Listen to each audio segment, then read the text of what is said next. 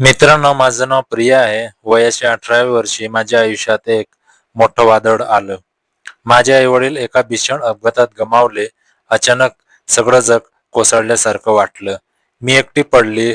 पुण्यातल्या आमच्या छोट्याशा घरात आता फक्त मीच होती. त्या रिकाम्या घरातल्या अनेक कोपऱ्यात आई-वडिलांच्या आठवणी होत्या. मन असंच उदास व्हायचं.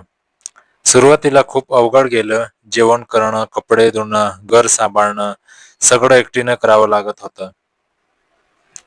पण हळूहळू मला माझं एक वेगळं व्यक्तिमत्व जाणवू लागलं. मला सुंदर कपडे, मेकअप, दागिने यांच्याकडे खूप आकर्षण वाटायचं. मला स्वतःला सजवायला, नटवायला आवडायचंय. एकटी राहत असल्याने मला स्वतःला शोधण्याची संधी मिळाली. एक दिवस मी धाडस केलं. बाजारातून एक सुंदर साडी आणि काही मेकअप सामान आणलं. घरातलं कुलूप लावून आरशासमोर उभी राहिली. हळूहळू मी मेकअप करायला शिकले. काजळ, लिपस्टिक, बिंदी सगळं लावून मी स्वतःला आरशात बघितलं. त्या क्षणी मला एक वेगळंच ओळख मिळाल्यासारखं वाटलं. सुरुवातीला फक्त घरातच हा प्रयोग होता, पण हळूहळू मला बाहेर जायची इच्छा वाटू लागली. एक दिवस मी धाडस केलं, साडी नेसली, मेकअप केला आणि बाहेर पडली. पहिल्यांदाच ते पाऊल पहिल्यांदाच ते पाऊल खूप भीतीदायक होतं, पण समोरच्या लोकांच्या प्रतिक्रिया पाहून मला हुरूप आला. मी प्रिया म्हणून एक नवं आयुष्य जगायला लागली. असंच एक दिवस मी बसने प्रवास करत होती. गर्दी होती. मला उभं राहावं लागलं. माझ्या मागे एक मध्यवियन माणूस उभा होता. सुरुवातीला त्याचा हात चुकून मला लागल्यासारखं वाटलं, पण हळूहळू त्यांचं वर्तन बदलू लागलं. त्याने माझ्याजवळ येऊन घट्ट चिटकून उभं राहिलं. माझं मन खूपच गोंधळलं होतं. एकीकडे भीती होती तर दुसरीकडे एक नवीन अनुभूती होती. मी आधी कधी अशा परिस्थितीत सापडले नव्हते. मी त्याला थांबवण्याचा प्रयत्न केला, पण गर्दीतून हालचाल करणं कठीण होतं. माझा स्टाफ आला आणि मी लगेच उतरले. घरी आल्यावर मी खूप विचार करू लागले. त्या अनुभवाने माझ्या मनात नवीन विचार उद्भवले. मला जॉब करण्यापेक्षा वेगळं काहीतरी करायचं होतं, पण एकटी राहत असल्याने कोणाचा सल्लाही घेता येत नव्हता. मी विचार केला, का नाही? मी तरुण आहे. मला वेगळी ओळख निर्माण करता येईल. पण हे सगळं व्यवस्थित आणि सुरक्षितपणे कसं करायचं हे मला कळत नव्हतं. आधी मला सगळ्या गोष्टींची माहिती मिळवायची होती.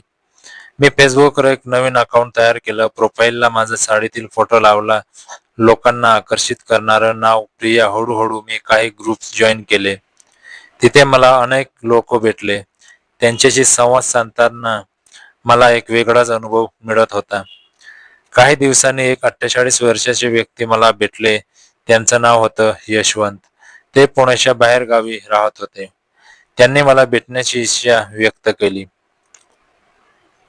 सुरुवातीला मी संकोचने, पण त्यांचं बोलणं स्पष्ट होतं. ते म्हणाले, प्रिया, मी तुझी काळजी घेईन. तुला कोणतीही अडचण येऊ देणार नाही. मी त्यांना विचारलं, तुमच्या घरी कोणी नाही का? ते म्हणाले, माझी बायको वारली आहे. मुलगा नोकरीसाठी दुसऱ्या शहरात गेलाय. मी एकटाच आहे. त्यांच्या आवाजात एक एक वेदना होती. त्यांची स्थिती मला समजली. त्यांनी मला 2 दिवसासाठी त्यांच्या घरी बोलावलं. मी विचार केला, ही संधी आहे. मला नवं आयुष्य, नवे अनुभव हवे होते. भेटीच्या आधीचे 2 दिवस माझ्यासाठी खूप महत्वाचे होते. मी स्वतःला पूर्णपणे तयार केलं. सर्वात सुंदर साडी निवडली, गुलाबी रंगाची, ज्यावर चांदीचे किनार होत्या. मला माहित होतं की ही माझी पहिलीच भेट आहे, पण मला ती संधी सोडायची नव्हती. भेटीच्या दिवशी सकाळी लवकर उठले, अंघोळ केली, हळूहळू मेकअप करायला सुरुवात केली. काजळ, लिपस्टिक, बिंदी, गालावर हलकी रंगत सगळं व्यवस्थित केलं. साडी नेसली, दागिने घातले. आरशात पाहिलं तर वेगळीच प्रिया उभी होती. दुपारी 2 वाजता यशवंतची गाडी आली. मी खिडकीतून पाहिलं. एक मोठी 4 चाकी गाडी होती. मी घराबाहेर पडली. त्यांनी गाडीचा दरवाजा उघडला. मी आत बसली. त्यांच्याकडे पाहिलं. ते साधारण उंचीचे, थोडे काळे, पण त्यांच्या डोक्यात सौम्यता होती. प्रिया, तू खूप सुंदर दिसतेस, ते म्हणाले. धन्यवाद, मी हलक्या आवाजात म्हणाली. प्रवासात आम्ही गप्पा मारल्या. त्यांनी मला त्यांच्या आयुष्याबद्दल सांगितलं. त्यांची नोकरी, त्यांची बायको, त्यांचं एकटेपण. मला त्यांची सहानुभूती वाटली. माझ्यासारखंच तेही एकटे होते. त्यांचं घर खूप मोठं होतं. 4 खोल्या, एक मोठा हॉल, स्वयंपाकघर, बाग. पण त्या मोठ्या घरात एकटं राहणं त्यांच्यासाठी किती अवघड असणार हे मला समजलं. एवढ्या मोठ्या घरात एकटे कसे राहता, मी विचारलं. त्यांचे डोळे पणावले. सवय झाली प्रिया. सुरुवातीला खूप त्रास व्हायचा, पण आता हेच जीवन आहे. ते पिऊ लागले. मला विचारलं तेव्हा मी नकार दिला. त्यांनी जबरदस्ती केली नाही. आम्ही खूप वेळा गप्पा मारल्या. त्यांनी माझ्या मागचं आयुष्य विचारलं. मी कशी वाटू, कशी एकटी राहू लागली. सगळं मी खंडित स्वरात सांगितलं. प्रिया, तुझ्या वडिलांचं नाव काय होतं, त्यांनी विचारलं. दिनकर, मी म्हणाले. अरे, ते माझे जुने मित्र होते, ते आश्चर्याने म्हणाले. आम्ही एकत्र कॉलेजात होतो. मला विश्वास बसेना. काय योगायोग, त्यांच्या आणि माझ्या वडिलांची मैत्री, आणि आज मी त्यांच्या घरी आले आहे. जणू काही नशिबानेच मला इथे आणलं होतं. त्यांनी मला जेवणाचा आग्रह केला. मी त्यांच्यासोबत जेवले. ते खूप उत्तम स्वयंपाक करत होते. जेवण झाल्यावर ते म्हणाले, प्रिया, तुझ्यात मला दिनकरची झलक दिसते. तुझे डोळे त्यांच्यासारखेच आहेत. मी हळुवारपणे हसलो. त्यांनी मला त्यांच्या बेडरूम मध्ये नेलं. खोली मोठी होती. सुंदर फर्निचर होतं. एका कोपऱ्यात त्यांच्या बायकोचा फोटो होता. ती 12 वर्षापूर्वी वारली, ते म्हणाले. कोरकोरागाने, तेव्हापासून मी एकटाच आहे. मी त्यांच्याजवळ गेले.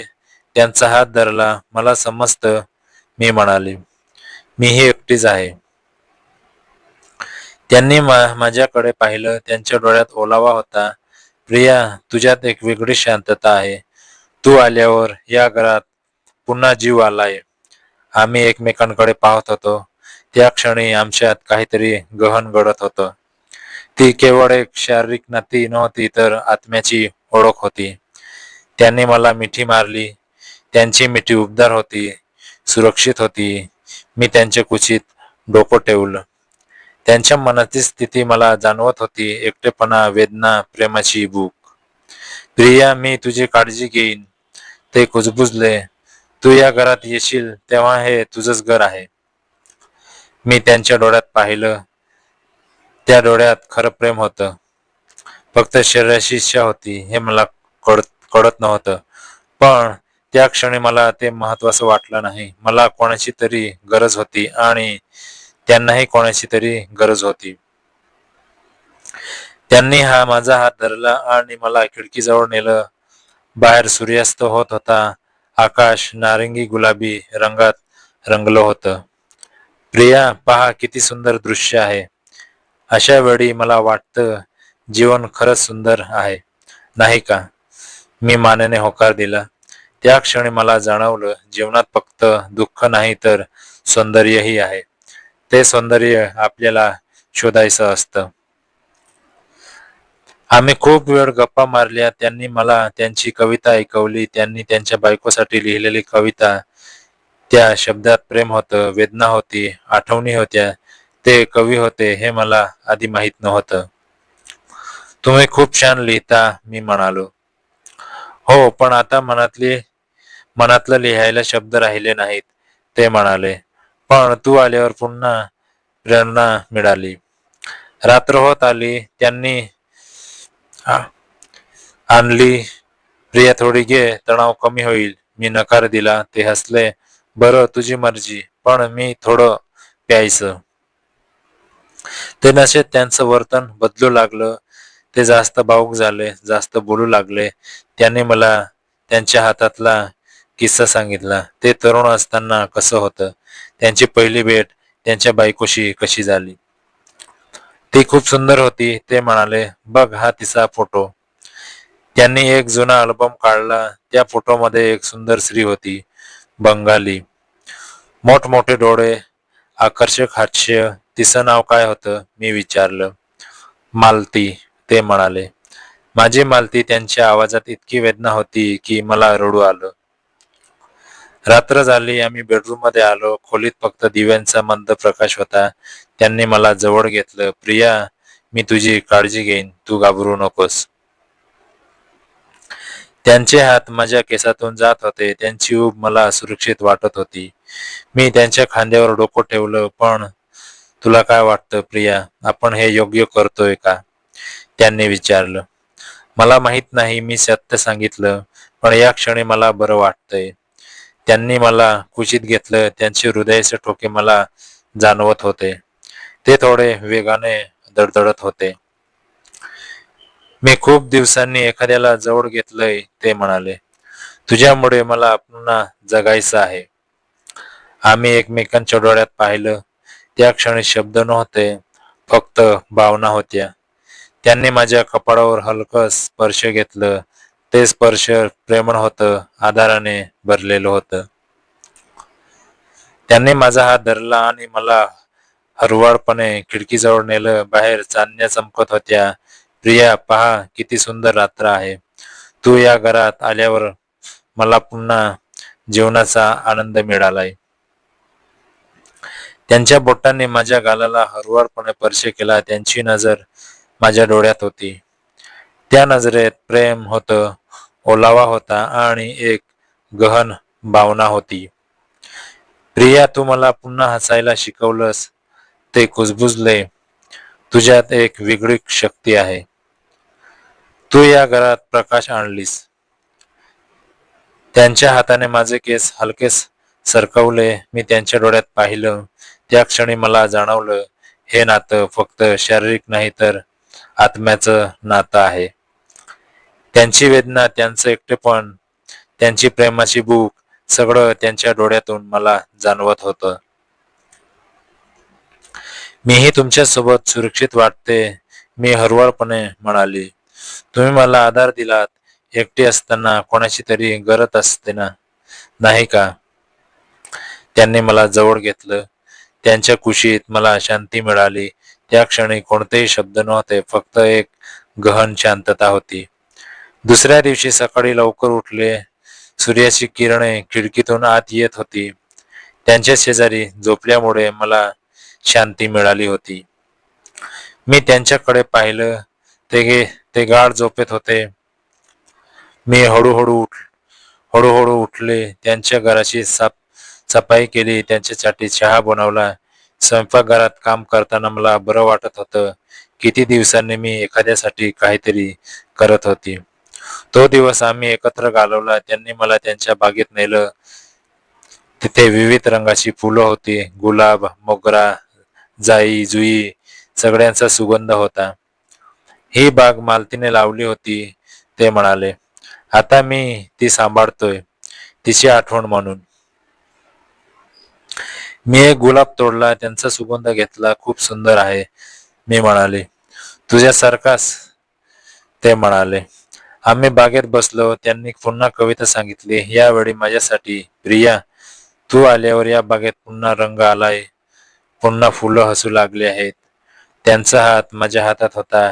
त्या क्षणी मला जाणवलं, आपण कितीही एकटे असलं तरी नशिबात असेल तर आपल्याला सोबत मिळतेस. तुम्ही मला खूप काही दिलंय, मी म्हणाली. आधार, प्रेम आणि एक वेगळी ओळख. तुम्ही मला खूप काही दिलंस प्रिया, ते म्हणाले. आयुष्यात पुन्हा अर्थ आला. त्या 2 दिवसात आम्ही खूप जवळ आलो. मला त्यांच्यात एक वडील, एक मित्र, एक साथीदार दिसला. त्यांना माझ्यात त्यांची हरवलेली मालती दिसली. जाण्याची वेळ आली. मी त्यांना मिठी मारली. मी परत येईन, मी म्हणाली. तुझी वाट पाहीन, ते म्हणाले. त्या क्षणी मला जाणवलं, आपण सगळेच एकटे आहोत. पण काही लोक आपल्याला आयुष्यात येतात आणि ते एकटेपण हलकं करतात. यशवंत माझ्यासाठी तेच होते. गाडीत बसल्यावर मी मागे वळून पाहिलं. ते माझ्या घरात दारात उभे होते, हात हलवत होते. माझ्या डोळ्यात अश्रू आले. तो प्रवास माझ्या आयुष्याचा एक महत्वाचा वळण होता. तिथे मला एकटेपणाचा नवा अर्थ कळला. एकटं राहणं म्हणजे दुःख नव्हे, तर ती संधी आहे स्वतःला शोधण्याची, नव्या लोकांना नव्या लोकांना भेटण्याची, नवे अनुभव घेण्याची. परतीच्या प्रवाहात मी खूप विचार केला. मी योग्यच करत होते का? माझं आयुष्य, माझी निवड, माझी ओळख, सगळं काही मी पुन्हा तपासलं. पण एक गोष्ट नक्की होती, मला आता एकटं वाटत नव्हतं. घरी आल्यावर मला बरं वाटलं, पण त्या घरातली रिकामटेकडी जास्त जाणवली. मी फोन केला. मी पोहोचले. मी म्हणाले, बरं झालं, मी तुझी वाट पाहत आहे, ते म्हणाले. त्या 2 दिवसात त्या 2 दिवसांनी मला जीवनाचा नवा अर्थ दिला. मला समजलं, प्रेम वेगवेगळ्या रूपात येतं.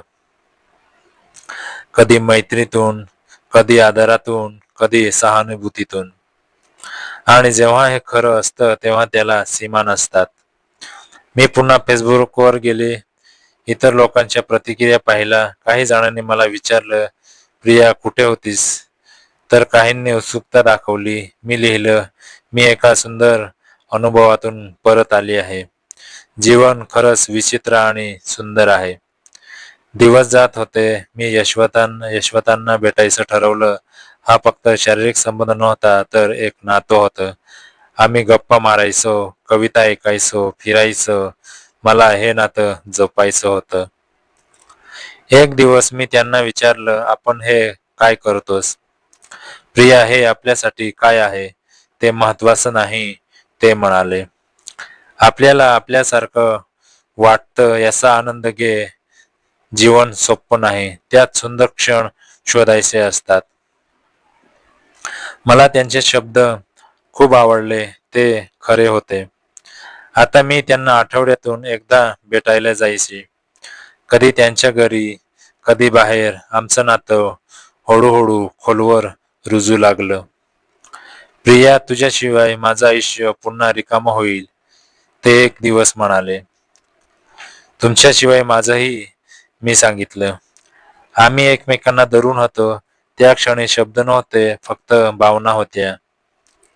हळूहळू मी स्वतःला स्वीकारू लागलो. मी प्रिया होती आणि मला याचा अभिमान होता. मी स्त्री होती, माझी ओळख माझी होती. मी आता कोणाची वाट पाहत नव्हती, कोणाची परवानगी घेत नव्हती. मला लोकांची भीती वाटत होती, पण यशवंतच्या साथीने मी धीट होत गेली. त्याने मला शिकवलं, स्वतःशी प्रामाणिक राहणं महत्वाचं आहे. प्रिया, तू जशी आहेस तशी सुंदर आहेस. तुझी ओळख तुझीच आहे, ती साजरी कर, ते म्हणाले. आज मी माझ्या या प्रवासाकडे पाहतो तेव्हा मला दिसतं, मी किती बदलले आहे. एकटी प्रिया, जी आपल्या ओळखीशी झगडत होती, ती आज आत्मविश्वासाने उभी आहे. समाजात आपल्यासारख्या कितीतरी स्त्रिया असतील, ज्या स्वतःला लपवतात, ज्या भीतीने जगतात. त्यांना जगायचं आहे. स्वतःला शोधा, स्वतःला स्वीकारा. तुमची ओळख तुमची शक्ती आहे, दुर्बला दुर्बलता नाही.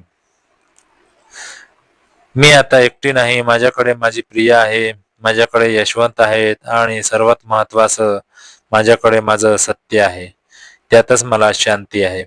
आणि हो, आता मी फक्त प्रिया आहे, पण या नावात माझी सगळी ओळख आहे. हाच माझा प्रवास आहे, हीच माझी गोष्ट आहे. 2 महिने उलटून गेले. मी आता अधिक आत्मविश्वासाने वावरू लागले होते. मला काही लोक विचित्र नजरेने पाहत होते, तर काही जण माझा स्वीकार करत होते. यशवंतच्या क्षेत्रात मी जात असे तेव्हा त्यांचे काही मित्र मला अडकू लागले होते. एक दिवस त्यांच्या एका मित्राने मला विचारले, तू कोण आहेस? तू इथे का येतेस? यशवंत पुढे आले. ही प्रिया आहे, माझी मैत्रिणी. ती इथे येते तेव्हा घरात प्रकाश येतो. तिचा आदर करा. त्या क्षणी मला जाणवलं, यशवंत माझ्यासाठी किती उभे राहत होते. त्यांचा हा पाठिंबा माझ्यासाठी खूप मोलाचा होता. यशवंत, तुमच्या या मैत्रिणीला आम्ही आदर करू, ते म्हणाले. तुमचा आनंद आम्हाला महत्वाचा आहे. मी हसले. समाजात काही लोक स्वीकार करतात हे पाहून मला खूप बरं वाटलं. पण जीवनातील प्रत्येक सुखांच्या क्षणानंतर कठीण प्रसंग येतात. एक संध्याकाळी यशवंताने मला एक गोष्ट सांगितली. प्रिया, माझा मुलगा उद्या येणार आहे. त्याला तुझ्याबद्दल माहीत करायचं आहे. माझं हृदय जोरजोरात धडधडू लागलं. त्याला वाटेल तुम्ही माझ्यासोबत काय करता. त्याला सत्य समजेल प्रिया, ते म्हणाले. मी त्याला सांगेन की तू माझी मैत्रीण आहेस आणि तू या घरात स्वागताही आहेस. पण मला भीती वाटत होती. समाजाचा स्वीकार, नातेवाईकांचे प्रश्न, या सर्व गोष्टी माझ्या डोक्यात घोंगावत होत्या. दुसऱ्या दिवशी त्यांचा मुलगा आला. तो तरुण, उंच आणि त्यांच्या वडिलांसारखाच देखणा होता. त्यांचं नाव अनिकेत होतं. मी घरी होतोय. मेकअप केला होता, साडी नेसली होती. अनिकेतला पाहिलं तेव्हा माझी नजर चुकली. नमस्कार, तुम्ही कोण? त्यांनी विचारलं. मी प्रिया, मी सांगितलं. तुमच्या वडिलांची मैत्रीण. त्याने माझ्याकडे पाहिलं. त्या नजरेत आश्चर्य, संकोच आणि राग होता. बाबा, ही कोण आहे? यशवंत त्यांच्या मुलाच्या जवळ गेले. अनिकेत, प्रिया माझी मैत्रीण आहे.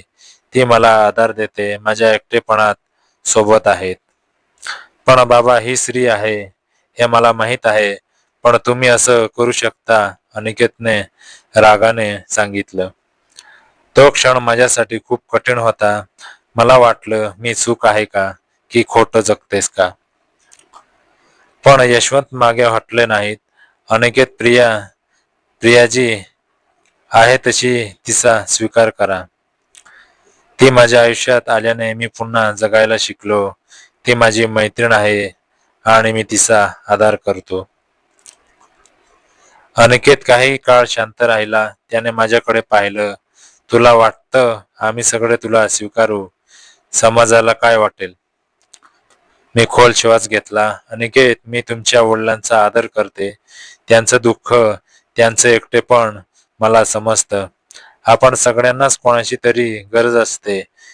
मी त्यांची मैत्रीण आहे. ते माझे मित्र आहेत. या नात्यात सत्य आहे.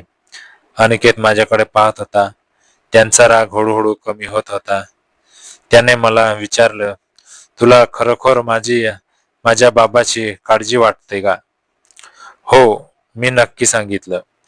मी स्वतः अनाथ आहे. मला समजतं एकटं राहणं कसं असतं. आपल्या सगळ्यांनाच एखाद्याची गरज असते. त्याने माझ्याकडे बराच वेळ पाहिलं. त्यांच्या डोळ्यात एक वेगळीच भावना होती. तो म्हणाला, मला तुझ्याबद्दल अधिक माहिती हवी आहे. तू कुठली आहेस? तुझे आयुष्य कसं आहे? त्या संध्याकाळी अनिकेत आमच्या सोबत बसला. आम्ही गप्पा मारल्या. त्याने माझ्या आयुष्याबद्दल विचारलं. त्याला माझ्या आई वडिलांच्या अपघाताबद्दल, माझ्या संघर्षाबद्दल सांगितलं. त्यांच्यात एक बदल दिसला. मला समजलं. तो म्हणाला, तू माझ्या बाबांना आनंद देतेस. ते आता हसतात, बोलतात, जगतात. किती वर्षांनी मी त्यांना इतके प्रसन्न पाहिलंय. यशवंतच्या डोळ्यात अश्रू आले. प्रिया, तुझ्यामुळे माझं आयुष्य बदललं आणि आज अनिकेत तुला समजला, हे माझ्यासाठी अमूल्य आहे. त्या रात्री आम्ही तिघे जण जेवलो, हसलो, बोललो. एका छोट्याशा कुटुंबासारखं वाटलं. अनिकेत म्हणाला, प्रिया, मला माफ कर. मी चुकीचा होतो. तू खरंच एक सुंदर व्यक्ती आहेस. तुझ्या हृदयात प्रेम आहे आणि तेच महत्वाचं आहे. त्यांच्या शब्दांनी माझं हृदय भरून आलं. मी त्याला मिठी मारली. धन्यवाद अनिकेत. आता अनेक महिने उलटून गेले आहेत. मी प्रिया म्हणून जगते आहे. माझी ओळख म्हणजे माझं सत्य. यशवंत माझे मित्र आहेत आणि अनिकेत माझा भाऊ सारखा आहेत. मी आता एक छोटीशी नोकरी करते. पैशाची कधी चिंता नाही. पण मला माझी ओळख मिळाली आहे. ती ओळख प्रिया. मी एकटी नाही. माझ्याकडे नाती आहेत, प्रेम आहे, स्वीकार आहे. यशवंत आणि मी आता एकत्र वेळ घालवतो. कधी त्यांच्या बागेत, कधी चहावर, कधी फिरायला. आमचं नातं प्रेमळ आहे, आदर आहे आणि सत्य आहे. अनिकेत आता मला बहीण म्हणतो. तो म्हणतो, प्रिया तू माझ्या बाबांना मिळालीस म्हणून मी खूप आभारी आहे. तू आमच्या कुटुंबाचा भाग आहेस. मी सगळ्यांना सांगू इच्छितो, स्वतःला शोधा, स्वतःला स्वतःला स्वीकारा. जगाचा न्याय कमी आणि आत्मस्वीकार जास्त करा.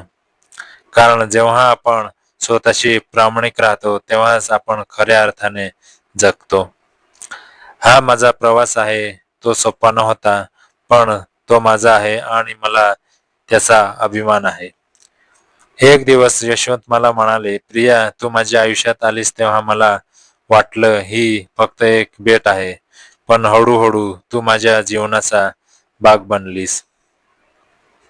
मलाही तसंच वाटतं, मी म्हणाले. तुमच्याशिवाय माझं आयुष्य पुन्हा रिकामं वाटेल. तू मला शिकवलंस प्रेम म्हणजे काय. फक्त शारीरिक नाती नाही तर आत्म्याचा मेळ देखील आहे, ते म्हणाले. त्यांचे हात माझ्या हातात होते. त्या क्षणी मला जाणवलं, प्रेम म्हणजे सोबत आहे, समज आहे, स्वीकार आहे आणि हेच खरं प्रेम आहे. तू माझ्या आयुष्यात आलीस तेव्हापासून मी पुन्हा जगायला शिकलो, ते म्हणाले. माझी कविता, माझी सृष्टी, माझं सगळं बदललं. तुम्ही मला खूप काही दिलंय, मी सांगितलं. सुरक्षा, आधार आणि स्वतःला स्वीकारायला शिकवलं. आता आम्ही एकत्र राहायचा विचार करतोय. मी त्यांच्या घरी जायचे, ते माझ्या घरी यायचे. आमचे जीवन हळूहळू एक व्हायला लागलंय. प्रिया तू या घरात राहशील, त्यांनी एक दिवस विचारलं. तुमच्यासोबत राहायला मला आनंद होईल, मी म्हणाली. अनिकेतलाही ही गोष्ट माहीत होती. तो म्हणाला, प्रिया तू बाबासोबत राहा, तुझ्यामुळे ते आनंदी आहेत आणि मला वाटतं तुलाही आधार हवा आहे. त्या शब्दाने माझं हृदय भरून आलं. अनिकेतने मला स्वीकारलं ही माझ्यासाठी खूप मोठी गोष्ट होती. आता मी यशवंतच्या घरी राहते, बाग सांभाळते, स्वयंपाक करते, त्यांची काळजी घेते आणि ते माझी काळजी घेतात. आमचं जीवन सोपं आहे, पण सुंदर आहे. प्रिया आज बागेत गुलाब फुललाय, यशवंत सकाळी म्हणाले. मी बघते, मी म्हणाले.